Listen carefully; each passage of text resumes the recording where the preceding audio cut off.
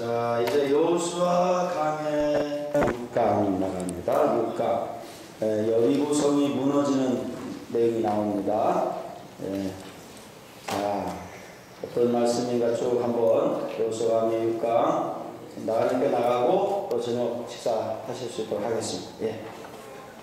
우린 여기서 하나님과 여리고 사람들 사이에서 벌어지는 전쟁에서 양편이 서로 다른 결심들을 보게 됩니다.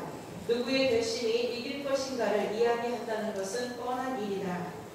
1절에 보시면 이스라엘 자손들로 인하여 여리고는 굳게 닫혔고 출입하는 자 없었더라. 여리고는 이스라엘 자기들의 주인이 되지 못하게 할 결심을 합니다. 이스라엘 자손들로 인하여 여리고는 굳게 닫혔습니다. 그것은 기술적인 면에 있어서나 자연적으로나 강력한 요새가 되었으므로 저절로 문을 걸어 잠궜습니다. 또한 그것은 주민들의 고집과 결의에 의해서 닫혀졌습니다. 그들은 절대로 항복이나 협상에 동의하지 않았습니다. 아무도 거기서 도망쳐 나오는 자도 없었으며 평화를 강구하지도 않았고 화해의 제의조차도 절대로 인정하지 않았다. 이토록 그들은 스스로 마음을 완악하게 하여 파멸을 자초하고 있었다. 전능자에 대항해서 스스로를 강한치 않은 모든 자들은 이와 같은 비참한 경우의 일일 뿐이다. 이는 그 손을 들어 하나님을 대적하며 교만하여 전능자를 배반함이니라. 여리고, 구약 성경에 나오는 여리고는 오늘날 텔 에스 술탄이라는 곳으로 판명되었는데 그 위치는 사해에서 북쪽으로 12km, 요단에서 서쪽으로 9km, 또 예루살렘에서 동북 방면으로 약 30km 지점이다. 자, 일단은 그 여리고에 대한 영적인 의미를 조금 우리가 풀어본다면요. 여리고는 스스로 굳게 닫지요. 그죠? 그리고 동의나 협상을 하지 않습니다. 도망쳐 나오는 자도 없고 평화를 간구하는 자도 있어요. 없습니다. 자, 이게 세상입니다. 아셨죠? 세상은 여리고 성에 있는 사람과 똑같습니다. 나를 지키기만 합니다. 협상도 없고 굳게 닫아버립니다. 아시죠? 그런 여리고와 같은 세상을 하나님은 무너뜨립니다. 아셨죠? 한 방이면 갑니다. 네. 그리고 고고학적 발굴 결과 당시 여리고성의 넓이는 대략 8에이커 정도로 추정되는데 이는 무깃도의 14에이커, 라기스의 18에이커, 특히 하솔의 200에이커에 비하면 작은 도시 국가이지만 여호수아 시대는 가나안의 평균 도시 크기에 해당된다. 그러나 그 성읍 규모에 비하여 여리고성의 비중은 매우 컸다. 자, 1에이커는 4,000방킬로미터인데 그런데 4평 방킬로미터인데 이거는 평으로 따지니까 9,793평 정도. 그러니까 거의 10,000평 가까이 되는 거죠. 그래서 이렇게 굉장히 그래도 어지간히 넓은 규모입니다. 그렇게 해서 이 규모를 갖고 있는데 그래도 이렇게 큰 성은 아니었다는 거죠. 큰 성은 아니었는데 여기가 왜 중요하냐면 여리고가 여기를 통과해야만 가나안 들어갈 수 있어요. 아셨죠? 그래서 비중이 아주 큽니다. 그러니까 우리가 영적인 가나안에 들어가기 위해서는 여리고와 같이 굳게 닫혀있는, 아셨죠? 전쟁을 하려고도 않고 뭡니까? 굳게 들어가서 지키기만 하는 이런 여리고 같은 세상의 첫 번째 관문을 통과해야 돼. 그들은 협상도 안 해. 그냥 닫아놓고만 있어. 우리가 전도할 때 그런 사람들 많죠? 네, 닫아놓고만 있어. 근데 그거를 하나님은 무너뜨린다는 거예요. 아셨죠? 근데 내 속에도 사실은 여리고성이 있습니다. 타협을 하지 않으려고 해. 그냥 굳게 닫고만 있어. 근데 그 여리고를 내가 무너뜨릴 수가 없어요. 누가 무너뜨립니까? 하나님 무너뜨립니다. 자, 이 여리고가 무너지는 이 원리를 또 오늘 배우게 될 줄 믿습니다. 즉 여리고 지역은 좋은 샘들을 가진 오아시스 지대인 만큼 일찍부터 개발된 고대 도성으로서 성경은 일명 종려의 성읍으로 지칭하기도 합니다. 그리고 요단 대평원 서부에 위치하고 있는 여리고성은 그 전략적 위치상 매우 중요한 가나안의 방어 거점으로서 군사 요충지일 뿐 아니라 가나안 중부로 통하는 교통의 요로였습니다. 따라서 여호수아 군대가 가나안 도시 국가들의 남북 연합 작전을 미연에 차단하고 가나안 정복의 주요 교두보를 확보하기 위해서는 반드시 여리고성을 장악할 필요가 있었습니다. 그러나 여리고성은 직접적인 군사 작전으로서는 거의 공격 불가능하게 되어 있는 천연 요새였습니다. 즉 가파른 경사지 정상에 위치하고 있는 여리고성은 적들의 침입에 대비하여 성 밖으로 3-4m의 높이의 석조 장애물을 설치했을 뿐 아니라 그것을 본성의 중앙벽과 약 35도 각도로 경사지에 만들었다고 합니다. 따라서 그 가파르고 미끄러운 경사지와 여러 방해물 때문에 벽을 무너뜨리기 위해 접근하는 행위는 자살행위나 다름이 없었습니다. 따라서 유일한 방법으로서는 장기간의 포위 작전을 구사할 수밖에 없었으나 그렇게 하자면 오랜 기간이 지체되어서 나머지 가나안 족속들이 연합, 반격할 기회만을 줄 뿐이었습니다. 자, 제가 작년 3월달에 여리고를 갔는데요. 이게 언덕진 부분에 있어요. 비탈진 부분. 그러니까 이거는 인간적인 방법으로는요, 무너뜨리러 갔다가 다 자살행위야. 다 죽어. 아셨죠? 그러니까 여기 천행요새요. 그러니까 이거는 이 여리고에 있는 사람들은 그걸 아니까 거기 들어가서 가만히 있는 거예요. 다양하지도 않고 뭐 타협할 것도 없어. 거기다 그냥 시간만 때우면 버리면 연맹 주변에 있는 그 가나안 연맹들이 동원이 돼서 싸울 줄 알아. 그러니까 인간적인 생각, 사실적인 면에서는 여리고성은 절대 무너져야 안 무너져요. 무너질 수가 없어. 천의 요소입니다. 그런데 하나님은요, 한 방이면 달립니다. 이게 또 한 방에 걸립니다. 아셨죠? 하나님이 하시면 그냥 한 방에 무너져 버립니다.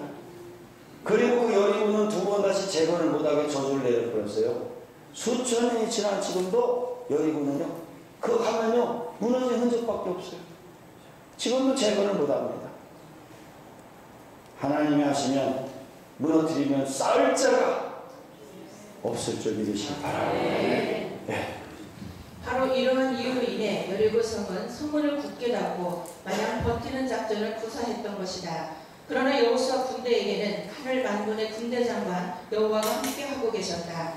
여리고는 굳게 닫혔고 라는 말씀은 닫다의 히브리어 사가르는 문을 닫다, 빗장을 질러 잠그다를 뜻하는 말로서 원문에서는 이 말이 반복 사용되므로 그 의미를 강조해주고 있는데 영역본인 KJV, NIV, 리빙 바이블과 그리고 공동 번역은 모두 굳게 닫다로 번역합니다. 성문을 굳게 잠그는 것은 전시의 특별한 경계를 펴는 것을 뜻하는 표현으로 이는 여리고 사람들이 전투 태세에 들어갔음을 알게 해줍니다. 자, 이 성문을 굳게 닫았다는 것은 이걸 우리가 영적인 의미로 본다면 뭡니까? 마음을 굳게 뭐했다?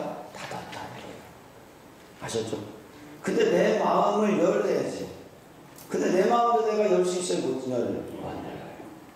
그리고 다른 사람의 마음을 열 수 있어야 못 열어요. 내 마음도 내가 어떻게 못하는데?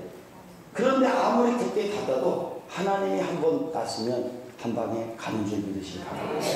아셨죠? 그러니까 우리 인간적으로 설득할 것도 없다니까요. 이 여리고 같은 나 자신을 설득하지 마십시오. 아셨죠? 여리고 같은 마음의 빗장을 걸은 주변의 사람을 설득하지 마세요. 아셨죠? 이 여리고가 무너지는 원리를 이해한다면 우리의 전도의 원리도 이해하게 될 줄 믿습니다. 나 자신을 회복시키는 원리도 이해하게 될 줄로 믿습니다. 네. 그러나 이미 하나님께서 친히 여리고성을 멸망시키려고 계획하셨기 때문에 그들이 성문을 닫는 일뿐 아니라 그 외에 어떠한 조치를 취한다 하더라도 이미 작전에 들어간 하나님의 계획을 취소시킬 수는 없었다. 실로 흐르는 요단강을 멈추게 하신 하나님에게 있어 닫힌 성문을 열게 하는 것쯤은 더욱 쉬운 일이었을 것이다. 출입하는 자 없더라. 앞에 기록된 굳게 닫혔고라는 말을 보강하는 말로 여기서 출입은 성 밖으로 나가는 행위와 성 안으로 들어오는 행위를 합하여 표현한 말이다. 성의 안과 밖을 연결하는 유일한 통로인 성문을 굳게 닫아놓았으므로 아무도 드나들 수 없었던 것이다. 이와 같이 여리고 사람들이 성문을 굳게 닫고 출입하지 않은 것은 출애굽 사건과 요단 동편의 아모리 족속 두 왕의 전멸 사건 그리고 요단강 도하 사건 등으로 인해 정신을 잃고 간담에 녹았기 때문이다. 반면에 하나님은 이스라엘이 여리고의 주인이 되도록 결심하셨고 그것도 빨리 되도록 실행하십니다. 자, 이 여리고 도하 후 또 할례 사건 후 겁을 보통 먹은 게 아닙니다. 그러니까 이 세상 사람들의 최후의 방법은요, 그냥 굳게 닫는 방법밖에 없어요. 그 이상 어떻게 이 하나님의 나라를 대항할 방법이 없습니다. 그러니까 안 믿는 사람들은 오직 한 가지 방법이 문 닫아놓고 있는 방법밖에 없어요. 아셨죠? 협상도 안 해. 한번 딱 닫으면 열리지 않아요. 여러분이 전도의 원리를 지금 배우게 될 줄 믿습니다. 그리고 우리 자신도 그래요. 하나님께 나가는 거, 또 세상에 나가는 거, 나를 지키는 방법이 그동안은 뭐예요? 굳게 마음 닫아놓는 것밖에 없어요. 나 하나 지키는 것밖에 없어요. 그러면 누구도 열자가 없어. 인간의 방법은 열자가 없어. 사람의 마음을 닫잖아요. 인간의 수준에서 그 사람 마음, 내 마음도 열 수 있다, 못 연다? 근데 하나님은 한 방이면 열 수 있습니다. 아셨죠? 우리가 이 원리를 이해한다면 복음의 원리를 이해하고 전도의 원리를 이해하게 될 줄 믿습니다. 네.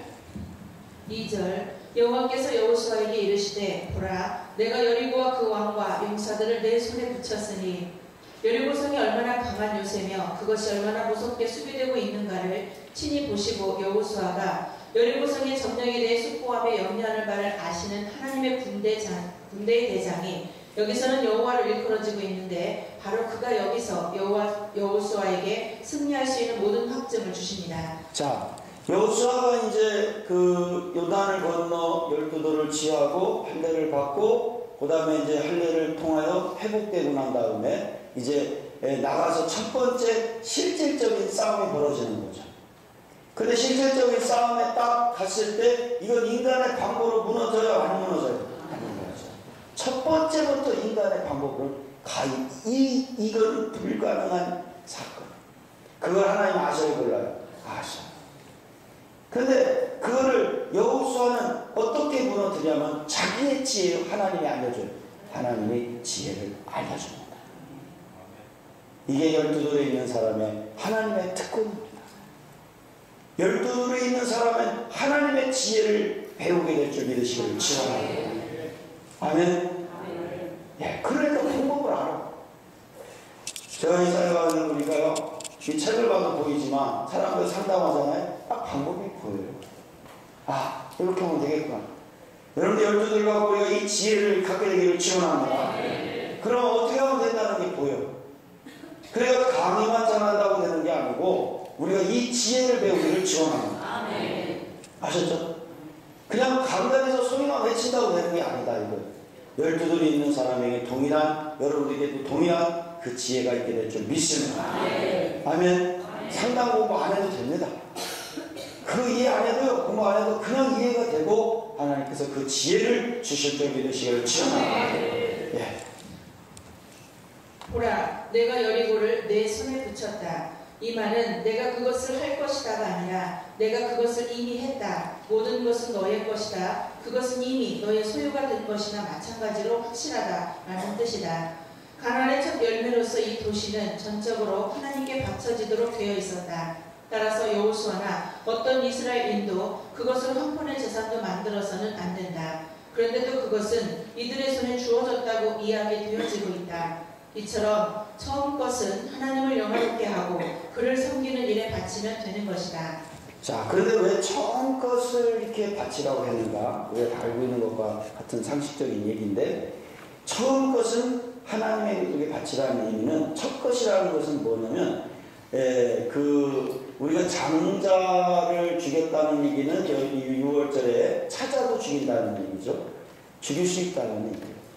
찾아도 죽일 수 있다는 얘기는 그 다음도 죽일 수 있다는 거예요. 장자는 장자를 의미했던 것이 아니라 전부를 말하는 거예요. 전부를. 그렇다면 이 첫 번째 거를 하나님께 바치라는 얘기는 가나안의 모든 거 누구 거라는 거예요? 하나님의 것이다. 아셨죠? 그러니까 가나안의 정복을 통해서 첫 번째 걸 하나님께 드리는 것은 전부를 누구한테 드리라는 거예요? 하나님께 드리라는 거예요. 그러니까 그 마음이 있어야 돼요. 내 것이 있어야 돼, 없어야 돼? 내 것이 없어야 돼. 아셨어요? 그 사람은 어떤 것을 하나님이 줘도 줄 수 있어요. 그럼 내 것이라고 생각하는 순간부터 그 사람은 그 내 것을 취하는 순간부터 그것을 소유했기 때문에 고통의 시작이 시작돼요. 저주가 시작됐죠. 믿으시기 바랍니다. 우리는 관리자인 줄 믿으시길 축원합니다. 소유하지 말라 그랬죠. 존재하게 하라 그랬어요. 아셨죠? 네. 보라, 히브리어 레에는 주의를 환기시키는 간투사로서 바로 뒤에 상술되어 있듯이 여리고성은 하나님의 능력에 의해 무너진 문명임을 강조해주고 있다. 왕과 용사들, 여리고 왕과 용사들이 언급되었다고 하는 사실은 성이 무너진 후에 군사적인 저항이 있었음을 암시해준다. 24장 11절에서 여리고 사람들이 이스라엘과 싸웠다는 기록은 이 사실을 뒷받침해준다. 자, 무너지는 것은 누가 무너뜨리게 해요? 하나님. 그러나 그 잔재는 누가 싸워야 돼? 우리가 충성해야 됩니다. 아셨죠? 하나님으로 전적으로 우리에게 하나님만 하시잖아요. 우리에게도 우리의 몫을 주는 줄 믿으시길 축원합니다. 그래서 우리는 처음과 끝에 항상 뭐가 있어야 돼? 충성이 계속돼야 돼. 아셨죠? 그러나 작은 우리의 헌신과 충성이 하늘의 역사를 시작과 끝을 맺을 수 있게끔 하시는 줄 믿으시기 바랍니다. 중요한 건 하나님이 다 해주시고 그리고 우리에게는 시작과 마지막 승리의 기쁨을 주시는 줄 믿으시기 바랍니다. 네. 내 손에 붙였으니 여기서 손에 붙이다라는 용어는 군사적 권력이나 통치권을 넘겨주다. 어떤 사람에게 승리를 허락하다를 뜻하는 말이다. 일찍이 모세는 이스라엘 백성들에게 하나님께서 가나안의 왕들을 이스라엘 사람의 손에 붙이실 것이라고 말하였는데 본절은 하나님께서 이미 붙이셨다고 말하고 있다. 이러한 표현은 전쟁이 시작되기도 전에 승리가 이미 확정되었음을 선언하는 행위로서 하나님의 주권을 나타낸 표현이다. 곧 그 성취가 아직도 미래적인 일이긴 하지만 그 일이 하나님의 작정 가운데 있으므로 이미 성취된 것과 마찬가지이기 때문이다. 이같이 표현은 가나안 정복과 관련하여 10장 8절, 12절, 19절, 30절, 32절 등 여러 곳에서 사용됩니다. 여호와의 군대 대장이 그 도시를 정복할 방법을 지시해 줍니다. 3절에서 4절 너희 모든 군사는 성을 둘러 성 주위를 매일 한 번씩 돌되 엿새 동안을 그리 가라. 제사장 7은 7 양각 나팔을 잡고 언약궤 앞에서 행할 것이요 제7일에는 성을 7번 돌며 제사장들은 나팔을 불 것이며 그 방법은 참호를 파라는 것도 아니고 포대를 세우라는 것도 아니고 성을 공격할 망치를 갖다 놓으라는 것도 아니고 군인을 무장시키라는 것도 아닙니다. 자, 보세요. 여리고를 무너뜨리는 방법은 인간적인 방법을 하나도 쓰지 않습니다.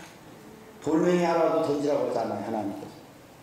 참호를 파라는 것도 없고 아셨죠? 대포를 포대를 갖다 세우라는 것도 없고 아셨죠? 어떤 것 망치 하나도 쓰지 말라. 이 세상에 굳게 닫혀있는 문, 마음의 문, 나 자신의 굳게 닫혀있는 마음의 문을 걸고 있는 여리고를 무너뜨리는 방법은 설득하는 것도 아니고 아셨죠? 인간적인 도구를 쓰는 것도 아니고 어떤 것도 아니라는 거예요.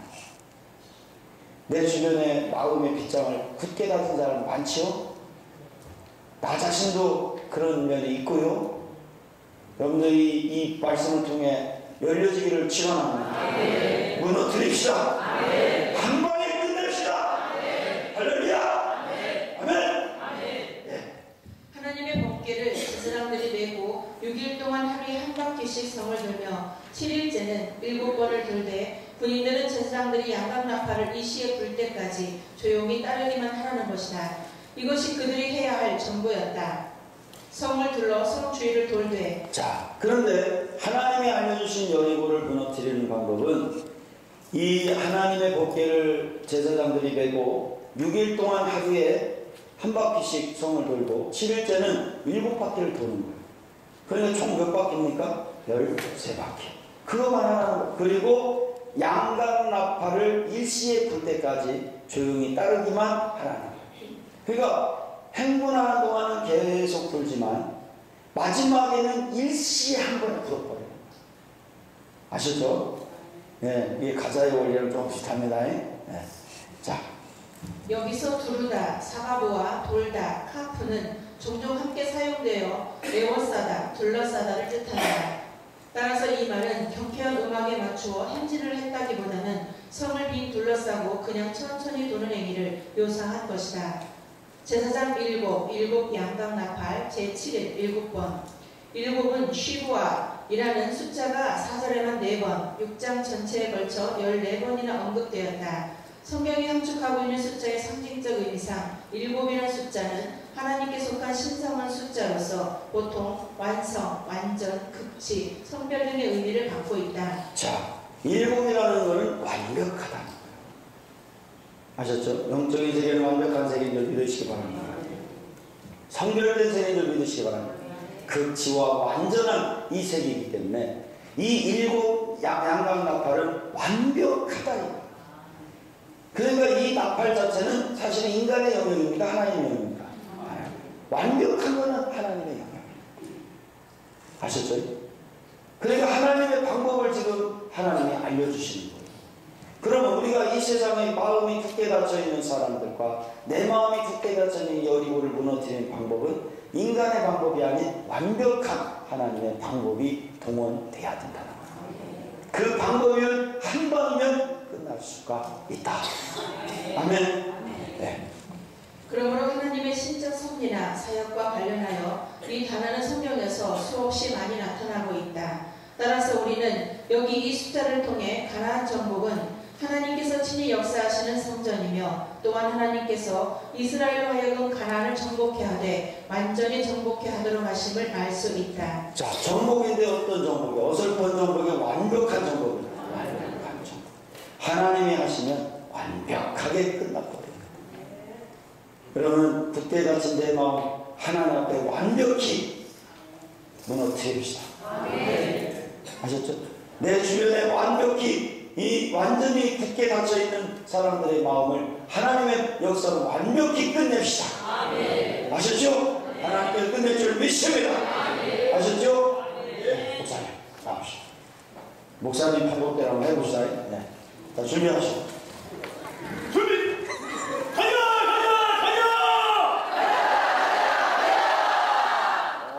목소리를 냈습니다. 박수 한번 쳐주시기 바랍니다. 우리 이영환 목사님이 확실히 분기가 있고 그냥 힘이 있네요. 좋습니다. 네. 네. 한편 여기서 양각 나팔은 나팔을 뜻하는 요벨과 뿔을 뜻하는 쇼파르의 합성어인데 특히 요벨은 보통 전쟁 때 사용하는 은나팔과는 달리 수양의 뿔로 만든 나팔을 가리킨다. 이 양각 나팔은 회족을 불러 모으거나 어떤 사람의 출현을 알리기 위한 경우로 회년이 돌아왔다는 것을 알리기 위한 경우에 주로 사용되었다. 자, 근데 여기서 부른 나팔이 은나팔이 아니에요. 이스라엘에는 나팔이 두 종류인데 은나팔과 양각 나팔이 있습니다. 근데 왜 하나님은 은나팔을 사용하지 않고 양각 나팔을 사용했을까? 아셨죠? 또 영적인 의미가 있는 줄 믿으시기 바랍니다. 그런데 이 여기 자료에 보니까 뭐라 하냐면 양각 나팔은 누구를 모은다? 회중을 모은다. 자, 어떤 사람의 출현을 또 알린다. 그 다음에 희년에 들어왔다는 것을 알린다, 안 알린다? 알린다. 자, 눈시가 좀 있는 분들은 무슨 말인지 이내 알고 있을 겁니다. 자, 하나님 이 양각 나팔을 모은다는 거예요. 이 나팔이 부러질수록 이스라엘 백성들은 모아질 줄 믿으시기 바랍니다. 아셨죠? 하나님의 이 양각 나팔이 부러질수록 사람들이 모여져. 내 마음 모여지고, 아셨죠? 흩어졌던 내 마음 모아질 줄 믿으시기 바랍니다. 아셨죠? 내 주변이 모여질 줄로 믿으시기 바랍니다. 하나가 된다는 거, 마음이 뭐가 된다는 거, 이제 하나가 돼간다. 자, 이건 뭡니까? 여리고를 무너뜨리기 위해서는 뭐가 돼야 된다는 마음이 하나가 돼야 된다는 거예요. 하나가 될수록 강력한 이 굳게 닫힌 문을 무너뜨릴 수 있는 여리고를 무너뜨리는 역사가 임할 줄 믿으시기 바랍니다. 그런데 하나님의 복음은 어떤 역할을 하는 거죠? 하나가 되게끔 모으는 역할을 합니다.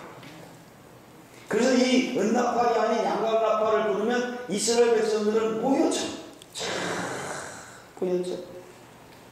아셨죠? 은나팔이 불어서 안 보여져? 소리 같아요. 아셨죠? 소리 같아요. 우리가 양강나팔을 불게 되기를 축원합니다. 또한 두 번째, 어떤 사람의 출현을 알리기 위한 경우가 있다. 누구의 역사입니까? 누가 나타날까요? 하나님. 아셨죠? 양강나팔만이 누구를 부를 수 있냐면 하나님의 임재가 임할 줄 믿으시기를 축원합니다. 양강나팔의 복음이 울려지면 하나님이 오시고 역사가 임할 줄 믿으시기 바랍니다. 그래서 양강나팔이 풀어져야 돼요. 이 나팔이 불려지기를 축원합니다. 그 다음 세 번째, 희년이 돌아왔다는 것을 알린다. 희년은 뭡니까? 안식을 의미합니다. 아셨죠? 이 양강나팔이 불러질 때 진정한 안식이 오게 될 줄 믿으시기를 축원합니다. 아셨죠? 자, 그럼 세 가지를 합칩시다. 모아지고, 그 다음에 하나님이 임하시고, 그리고 안식이 오는 이 역사의 복음이 이 양강나팔이 부러지니까 뭐가 무너져? 여리고가 무너져. 자, 아직도 조금 중요한 게 덜 나왔어요. 좀 중요한 걸 좀 이따 얘기해드리고, 일단 여기만 요 나와 있는 문헌만 갖고 설명을 하고 계속 또 나가보겠습니다. 한편 혹자는 여리고 전투에서 이처럼 양의 뿔로 만든 나팔을 사용했다는 사실에서 이것은 이방 세력에 대한 그리스도의 복음의 승리를 예표하는 행위로 보기도 한다. 자, 여기 문헌에 보니까 이 양의 뿔은 뭐를 말한다는 거예요? 복음을 말한다는 거예요. 하나님의 복음. 누구의 복음? 그리스도의 복음을. 아셨죠? 예수님의 말씀이 바로 양강나팔이었다. 예수님의 말씀에 양강나팔이 부러지자 무효져요, 안 무효져요? 흩어졌던 내 마음이 하나로 모여져야 안 모여져요? 내 마음도 모여지는 내 주변의 사람들도 모여지게 될 줄 믿으시기 바랍니다. 그 양강나팔이 불 때 누가 임하십니까? 하나님이 임하십니다. 그 양강나팔이 부러질 때 뭐가 옵니까? 안식이 옵니다. 할렐루야. 이 나팔이 우리에게 불려지기를 축원합니다. 축원합니다. 할렐루야. 자, 우리 찬양 한장 하고, 요 다음에 이제 양강나팔의 깊은 뜻을 식사하시고 다르고 체크하시고, 우리 찬양 한장 찬양하고, 밥 먹으러 갑시다. 네, 먹고 해야죠. 네.